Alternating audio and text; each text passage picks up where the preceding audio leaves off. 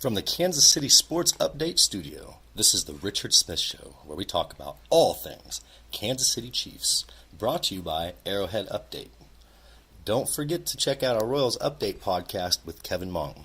Check us out on iHeartRadio, Apple Podcasts, Google Podcasts, Spotify, SoundCloud, Spreaker Player FM, YouTube, and all third-party applications.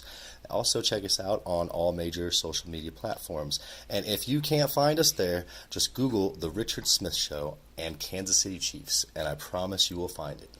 Let's talk Chiefs. How are we doing, Chiefs Kingdom? It is Saturday, May 25th, and we have a lot of news to talk here tonight in Chiefs Kingdom. I'm starting my first night of Let's Ask a Fan on my seven-night broadcast here. I'm going to ask a fan every night, a different fan, questions of what they think is the projection of the direction of our franchise here.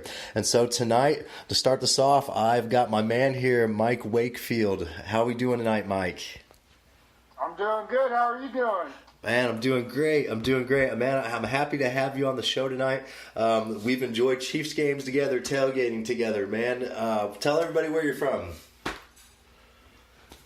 I'm from Utah, man. West Valley City, Utah. Yeah, a Chiefs fan all the way from Utah. And then the last time I saw this man was in person was at the home opener last season. So he's a dedicated fan who travels and comes to Arrowhead to see the Chiefs. And obviously we have talked, and he will be there for this home opener too.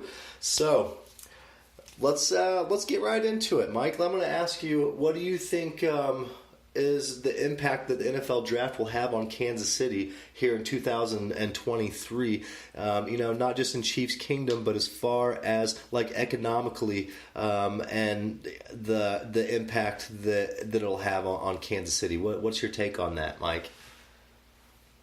I think that'll be a great thing for the Kansas City. It'll boost their economy, not just for the Chiefs Kingdom, but it'll bring tourists around and put them on the map. Absolutely.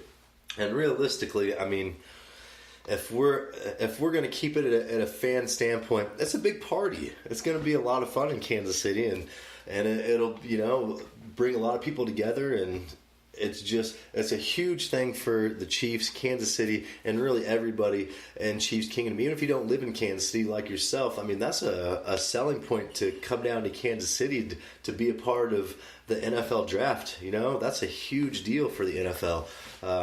So yeah, I really think it's a good thing for the Chiefs in Kansas City, and you're really right about that.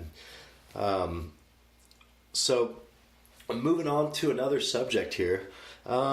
At what point do you think the Chiefs are at on defense? As far as when you look at our depth and the questions a lot of people have, you're an admin of Chiefs Have Mahomes page on Facebook, and you run that show. So what's your take on that? Because you see a lot of different outlooks and stuff, and I'm kind of interested to see where you think we are going into this season. I would say with our defense, our D-line, we're pretty solid there.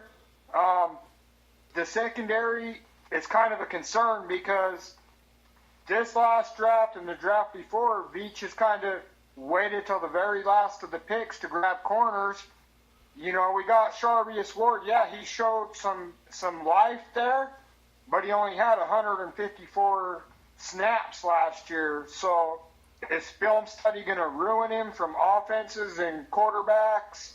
Those are kind of more serious questions to get into is, I liked how he played his coverage the few snaps he got, but film study, we've been there before, Terrence Smith, and it kind of ruined them. We got a bunch of undrafted corners, nothing really solid at the corner.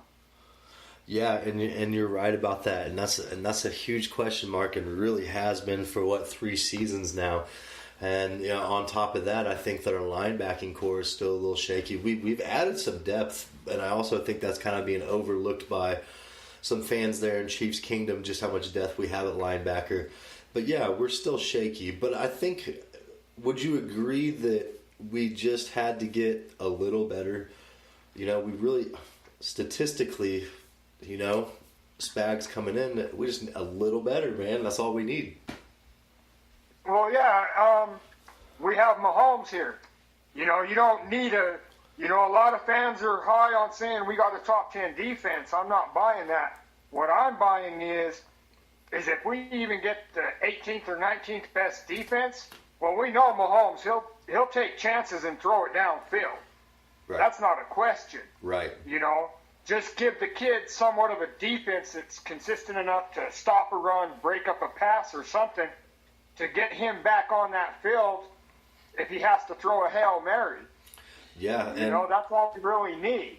And that's the thing is, from a standpoint where we're talking right now, it's a critical scenario for the Chiefs to have players with deep motors and big motors, because when you have a Patrick Mahomes who can drive down the field in one play, 90 yards, 10 seconds, boom, defense is back out on the field, you've got to have the motor to be able to keep up with, being on the field more than the common NFL defense. Well, yeah, we all know that Sutton, his defense would go non-existent for most of the games. So a lot of that last year was Mahomes having to take chances, and,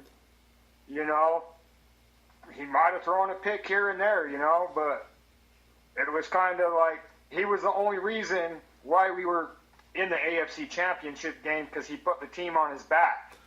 That's very true, and that's what I love about, Mahomes compared to Smith. And don't get me wrong, I love Alex Smith. I hope he comes back and retires a Chief as well. But I mean, Mahomes takes the chances. He's not the spectator. He's making those throws downfield, and then I'm going to bring up my question to you here. I was going to wait till the end, but I'm going to ask you now, because I'm going to ask you to elaborate on Mahomes, but. Look, my guy here's got he's got like a bromance with Patrick Mahomes, and I'm interested to see how deep this bromance is, because my guy here, Mike, he loves Mahomes, loves Mahomes, man. So what's your take on him? I was high on Mahomes. I watched some of him in Texas Tech and never thought that the Chiefs would pick him, because the Chiefs would never draft a quarterback. They would always go trade for guys like Alex Smith, Trent Green. They would go trade for veteran quarterbacks. That was their standard.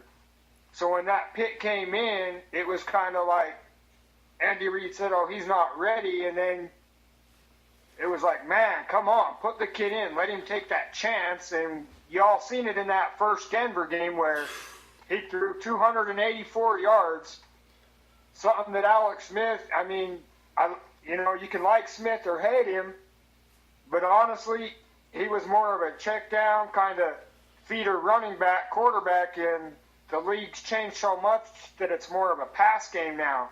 Right. Versus, you got to have your running backs catch out of the backfield too. Right. And that's a big thing that you bring up on Smith, is he was a check down quarterback, and with Mahomes, he's just a gunslinging, playmaking, type of quarterback. And what I love about him, what he reminds me of most of with Brett Favre, is how when you would ask Brett Favre early in his career why he made that pass, and it's some dumb play he probably should have done, his reaction would be, because I can. And that's what Mahomes has too, and I love that. Like, he has the confidence to make every throw, and that's Brett Favre-esque, and I really enjoy that. And seeing a lot of that, though, would come from Andy Reid, because if you notice when he was with the Eagles and had Michael Vick, they were throwing 40, 50 yards downfield. Yeah. So, he's in a good situation where he can change from the play calling. So if he sees the plays going bad and he's got a receiver open 30 yards downfield, instead of going for the screen pass, he's going to go for the big play. Yes, and that's awesome. And you're right. In an Andy Reid system is going for the home run play. But that's my huge thing with the difference between Smith and Mahomes is the mental aspect of it. Is Mahomes is wanting to score a touchdown every single play. and I love that. And Reed complements that, and then Veach brings in that talent and deep in the depth of the draft, and just brings some incredible aspects to our team. It's so. Oh yeah. So I'm high on Honey Badger and Juan Thornhill this year because I guarantee you those two are ball hawks. They're going to get Mahomes back on that field. Absolutely. There's no doubt about it. Yeah, and think about this, okay? So Frank Clark was known as the sack master in Seattle. And then Alex Okafor in New Orleans was known as the hammer. So, and then on top of that, we have the Honey Badger, Juan Thornhill, Anthony Hitchens, and all those other guys. Like, I really feel like our D is, it's like our offense last year. Everybody questioned it, but then when they see the product on their field, they're going to be blown away. Well, yeah, I know a lot of the fans were sad about Houston and Ford going, but you got to look at it. 5 years with the Chiefs, D. Ford. He was non-existent until a contract year. You know, you got to look at that. That's even from Pro Football Focus. I mean, he ranked anywhere from 100th to, I think, 69th best. And then all of a sudden, he was an elite pass rusher. You can't say that out of 5 years there was no production. Right. But he shows up in a contract year. Frank Clark, I think you're getting more consistent, and that's why they traded for him. Mm-hmm. So are you happy? You know, Houston. Go ahead. You know, Houston, he was aging. I know they did tell him to take a pay cut. He pretty much refused unless they extended him out over more years, which Houston's just not a part of the future with us. You got to look at it. We're building for the future. Yes.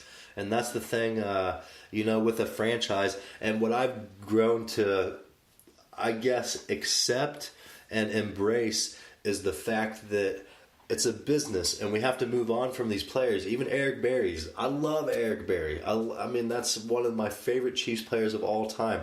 But when we made the decision to move on from him, I wasn't upset. Any of these players last 2 years, I'm not upset because I'm excited about the future. Well, I am too, you know. I've had fans mad at me because I said, we couldn't go into another season without Barry. I loved Eric Berry to death. He was one of my all-time favorite defenders, and after 2 years, and we've heard from numerous sources, inside the Kansas City organization that, hey, Barry could have played in 7 or 8 of those games last year. Yeah. And he just shows up, and he's non-existent, and unfortunately, that's why they went and got the Honey Badger and cut him. And hey, look, and to be honest with you, we couldn't ask for a better replacement. I mean, man, could we really ask for a better replacement for Barry? No, you really couldn't. I mean, Honey Badger, he's bringing that leadership right into that secondary. He's going to basically be in charge of that whole secondary. When he tells them to line up certain ways, they're going to do it. Mm-hmm. We all know that Chris Jones and Frank Clark, they're going to be running that front end of the defense. I'm sure Okafor will be in there in that mix with those two. Oh yeah, we got some dogs on defense. We got some dogs on defense. That's for sure, man. They're going to be going after the quarterback. Well, you can pretty much line up Frank Clark any way. You can take him from the left, the right, send him up the middle. Yeah. And same with Honey Badger. You can do the same thing with him. You can blitz him all different kinds of ways. That's very true.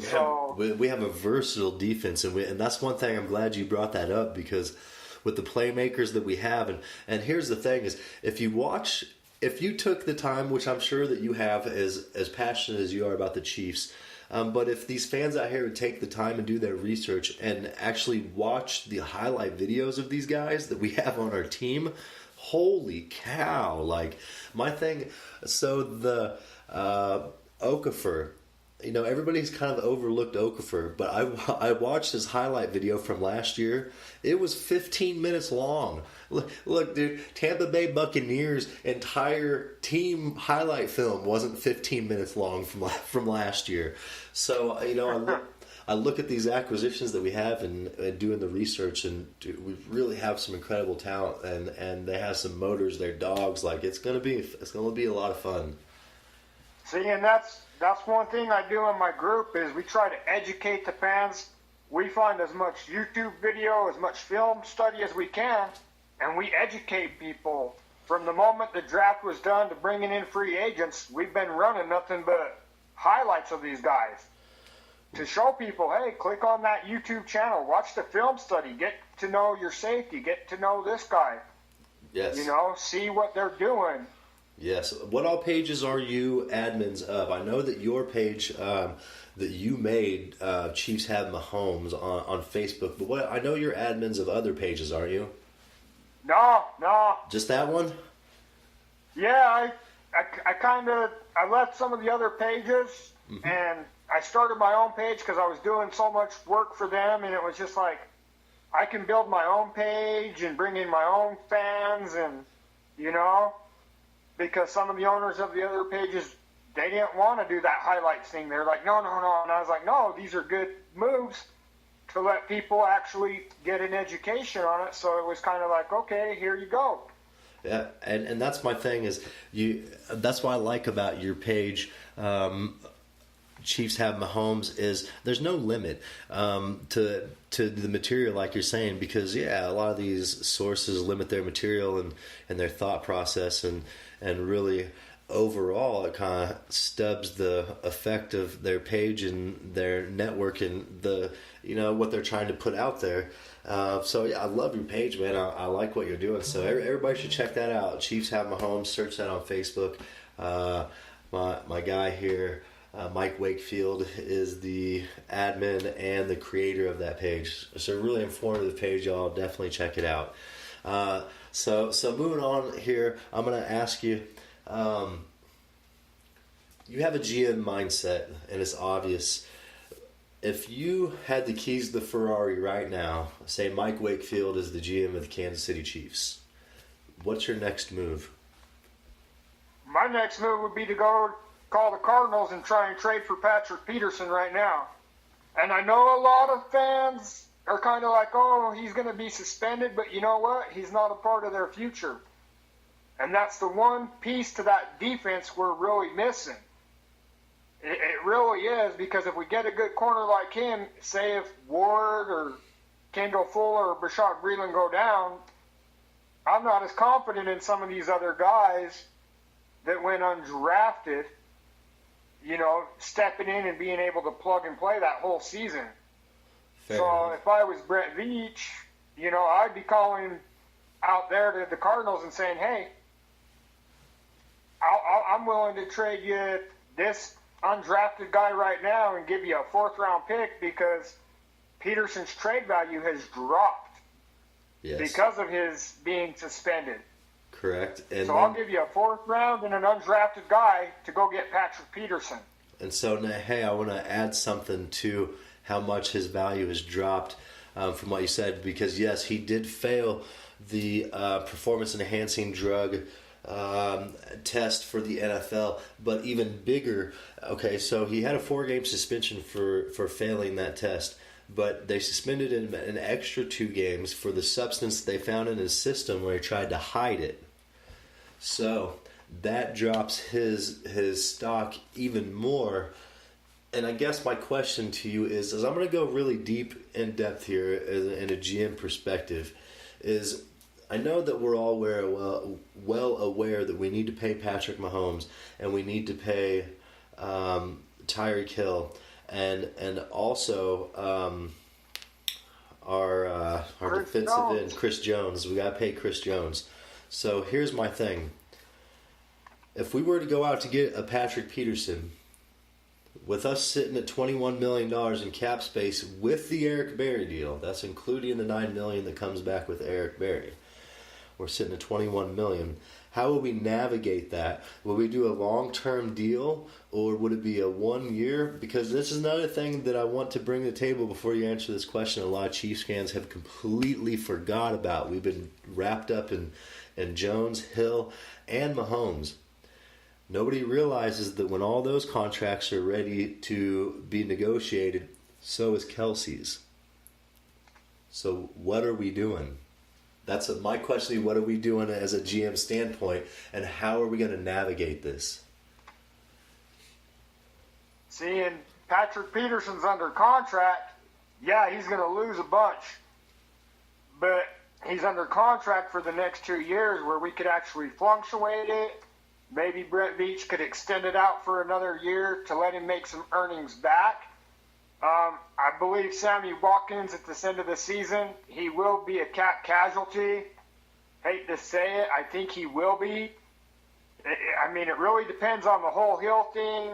It depends on Jody Forston and Cody Thompson, because if those guys can come in and they can put up numbers that Sammy Watkins can't put up, you know, it's no surprise there. He's going to be cut, and we'll pull more money back into the cap that way. Yes. Ragland is a 3-4 linebacker.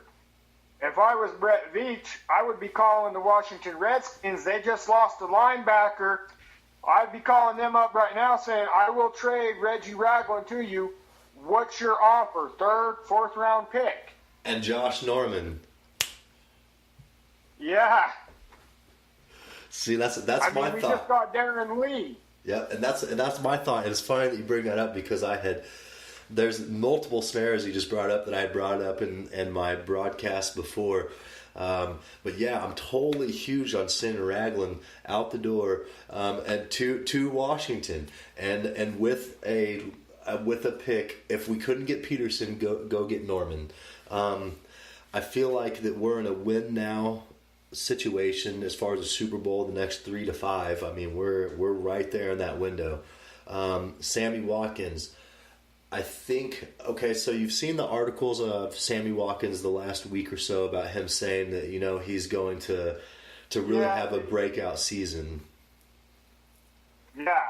Okay, so you've seen all that word, but here's my thing about that. Regardless of the season that Sammy Watkins has, say Sammy Watkins has a 1,000-yard receiving season, which is literally impossible with all the talent we have on our team. But say he does. Say he has a 1,000-yard season. No matter what, he's done as a Chief. If he doesn't cut it this year, if he has a career year, he's still done. And I feel like if he has a career year, that's perfect, because it brought stock back in him to where we can get something in return. So I feel like you said, Sammy Watkins is done, and if he can have that year like he's saying, we'll avoid the cap casualty that you're talking about. Well, yeah, I mean, he's going to be gone. Unfortunately, at some point in this offseason, Chris Jones is supposed to be extended. We don't know his new contract details yet. We know he's kind of sitting out of the OTAs. A lot of fans are going nuts. I won't worry. I mean, these are voluntary practices. I don't want him to go there and get hurt.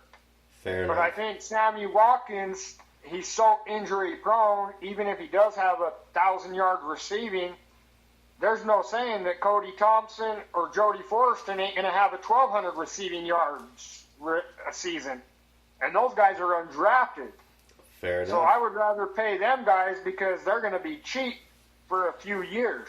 Yep, and I completely agree with you. And that's one of those things that Sammy Watkins was a reach for Kansas City. In my mind, thus far, that was Brett Veach's worst decision as a GM. But if that's as bad as it gets, I'm cool with that. Well, he's kind of overpaid here and there for a few guys here and there. You know, I mean, Frank Clark, a 1 and a 2. I mean, personally, I would have just given up a 2nd and a 6th rounder. Fair enough. And I guess that's where we... I'm sorry, but I mean, he kind of did overpay for that Frank Clark, you know, because he knew he was getting a big contract. If you look at it, the Seahawks had just signed Russell Wilson to a big deal. Yes, they did. There was no way they could afford to keep Frank Clark. Nope. He wouldn't even sign that franchise tag until he knew he was getting traded. Yeah, very true. And speaking of franchise tags, do you think we'll utilize the franchise tag each of the next 3 seasons to keep our core in place? No. I believe if Mahomes puts up similar numbers this year, say 4,500 yards and 40 touchdowns, that 5th-year option's gone. Yeah. That's why Brett Veach and them were trying to lock up Hill and Jones over this season and next season, because after that 5th-year option is going to be gone on Mahomes. They're not going to use that. He's going to lock him up, and unfortunately, a lot of people are thinking that they're going to target a lot of free agents, but that year, I don't see it. I think they'll just slowly start counting on draft picks. That's why Veach has been saying, I'm going to be more passive now. So he's not going to do as much trading. But let's be honest, though, as far as, Veach's draft capital over the last few years, I'm extremely impressed, and me personally would highly rely on that, as far as that being the staple of our future, because they're killing the game in the draft, top to bottom. Oh yeah, don't let Pro Football Focus tell you that. They'll always give us a C rating because we trade our first round picks, and then they get out there and it's a whole different team, and yep. They just sit there scratching their heads, and come mid-season, they're like, wait, what was this? They said the same thing about Mahomes. Yes. They said, oh, man, he's not good enough to start. He's going to sit there for 2 or 3 years. And guess what? His first year, 50 touchdowns, AFC Championship game. They're scratching their heads. Now they're all like, oh, man, can he do it again? Absolutely. Well, I know he can do it again, but I'm just saying I think he'll have a better defense to where he'll calm it down a little bit better. Fair enough, and I don't have a problem with that, and I don't think the excitement level obviously is not going to go down on our offense, but it would be nice to save the legs of some of our offensive players and let the defense take over a little bit and put some points on the board and make some defensive stops. And I think where we're best at here with defense is with Steve Spagnuolo coming in. He is a defensive-minded genius, just like Andy Reid. And we brought in a bunch of system players. Yeah, we overpaid for Frank Clark, but I think where I look at everything as a whole is what we have as a whole invested in our defense. If we have a decent defense and there's a bunch of cap space and all of our investments are on offense, well, hell, let's go out and spend $100 million to solidify one side of the D-line or both sides, because we could have brought in a tandem like we had in the 90s, and we never know. It's going to be a big-time show.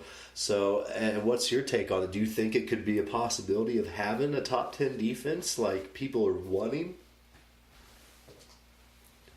Well, it could be, because I know we've seen the videos from the OTAs and all that where Mahomes is like, man, that defense is getting after me. Yeah, I'm getting some plays on them, but then they're coming right back in retaliation. So it could be, and even Frank Clark, we heard him say in that conference where he says, that offensive line and Mahomes make me better every day.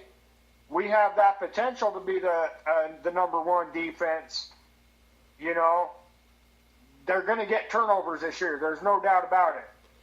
There's some... Juan Thornhill's looking like he's going to be plugged and play right now with the Honey Badger.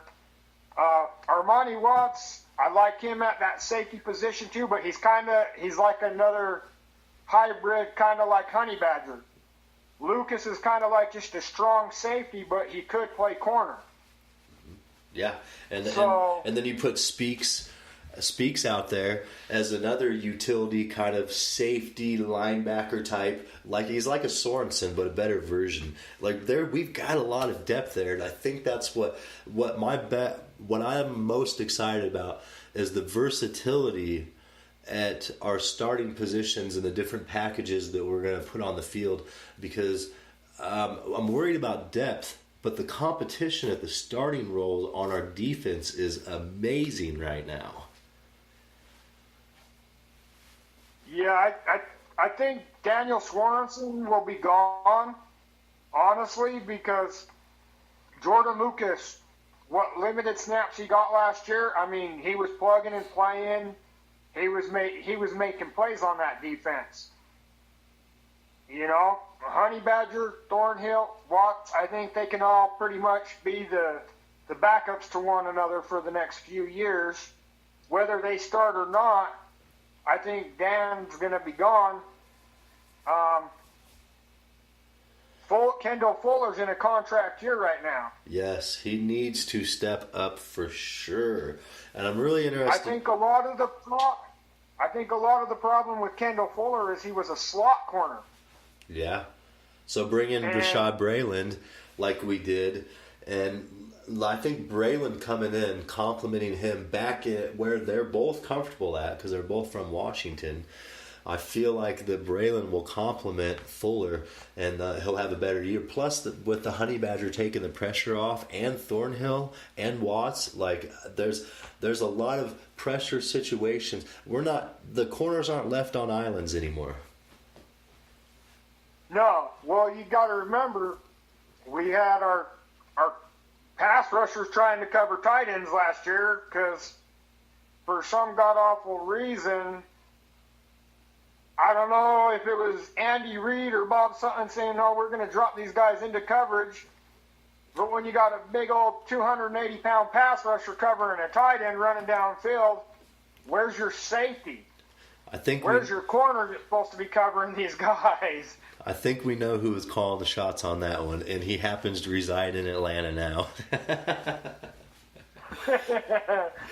Okay, so we're running out of time here, but I got one more question for you, Mike. It's been great having you on the show, and now I got two more questions for you. Since you're such big on Mahomes, I mean this guy is huge on Mahomes. Do you think Mahomes will match his numbers from the previous year? Or, I mean, you mentioned a little bit before, but what are the odds of Mahomes matching last year's numbers? I don't think he'll get 50 touchdowns. I'm thinking he'll get 40 touchdowns and 4,500 yards because you got to remember he's going to have a defense, and that's going to be dangerous for people to go up against when you got guys like Honey Badger, Breland, Fuller, Thornhill, and Frank Clark getting turnovers, whether it's a strip sack or an interception. I think it's going to calm him down just a little bit. Plus, we're kind of uncertain on where we stand with Hill until they're done with their court stuff. But I'm not worried. I think Mecole Hardman will come right in and play that role. I'm serious. Some fans are like, "Oh, he won't play." I've already heard where the coaching staff are talking about him playing the first game. So he's in there. He's an immediate starter. I don't know what sources or what fans that came from, but I'm gonna put that to rest with you right now. Mecole Hardman will be starting game one of this coming up season. So I'm with you on that one, man. That's a lock in. I'm also with you on those numbers. But I also think Mahomes will be the only player in NFL history to throw for 50 touchdowns and 5,000 yards more than once in his career. And I think he's probably going to do it 3 or 4 times at just what level in his career. Because if you look at the guys who've done it before him, it was later in their career, and they progressed to that point. And he did it the first year as a starter, really, tipping the scales on the future of quarterbacking in the NFL. So with that being said, I guess my last question to you is predictions for next year. What do you look at? So at the end of the season, and we'll start with, do you think we're going to the Super Bowl? You know, our regular season record, what are we going to do in the We're going to the playoffs? Super Bowl. Well, we're going to the Super Bowl. You watch. You watch. He's got a defense this year, one that will actually show up and do something for once. Yes. I think we'll have a 14-2 season. I think he'll beat Brady. I think we'll lose to the Packers. And I'm thinking maybe the Jaguars, maybe, you know, just because of the uncertainty with Hill, depending on how all these other receivers that are going to line up in the slot are going to adjust to a gunslinging quarterback. We had it when you had guys like Conley and DeAnthony Thomas. Williams is going to be our starting running back. I don't care what anyone says about Hyde. Williams has done a lot of production in the limited time he got. So I think he'll be a little bit better. We all know Anthony Sherman's back, and he doesn't mind dropping in to block for Mahomes as an extra offensive lineman. I know a lot of fans are like, oh, man, he needs to start catching balls downfield, and he's even said, I would rather protect our quarterback to get to that big game. Right. So I think we'll have a 14-2 season, go to the Super Bowl, win the Super Bowl. I love it. Okay, say what? Let's beat them Patriots. I was going to say, let's beat those Patriots in the championship game again at Arrowhead.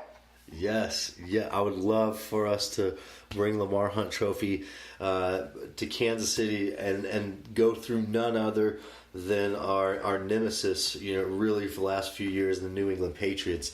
And I want to end this broadcast tonight on a note that you brought up, and I'm going to drive home the point here, is when you take the pressure off of a quarterback like Patrick Mahomes, just a little bit, when your defense has the impact to take the pressure off of the most phenomenal player in the league, that tells me that they have achieved a balance to where we're having production without Mahomes on the field. And that's something that we didn't have last year. So we replace, you know, Mahomes with production, take the pressure off him to where he can shine even more and really make crazy plays. You're absolutely right. I feel like we're going to the Super Bowl. I feel like the next few years we're going to the Super Bowl, and we're going to put it into the Brady dynasty and get the monkey off of our back. Absolutely. So I think Mahomes is going to be the next Tom Brady. Yes. I hate to say it, but, you know, Tom Brady has done some strange things. But when he's reached out to Mahomes after a championship game, after a loss where he didn't get the ball in overtime, I think that says a lot. People are kind of, defenses haven't figured him out yet. But I think you're going to see a dynasty come in Kansas City. He might not get as many rings as Brady. You know, he might leave with 4 or 5 rings. But you got to think of that. Yeah, that is in the immediate future of the Kansas City Chiefs, and realistically, Tom Brady's passing the torch off to Mahomes, and it's gonna be a great ride for Kansas City, and we really just need to sit back and enjoy it. And I don't know about you, but at this point in my life, being a Chiefs fan, I'm probably more confident than I've ever been, and it's a lot of fun to watch this. Oh yeah.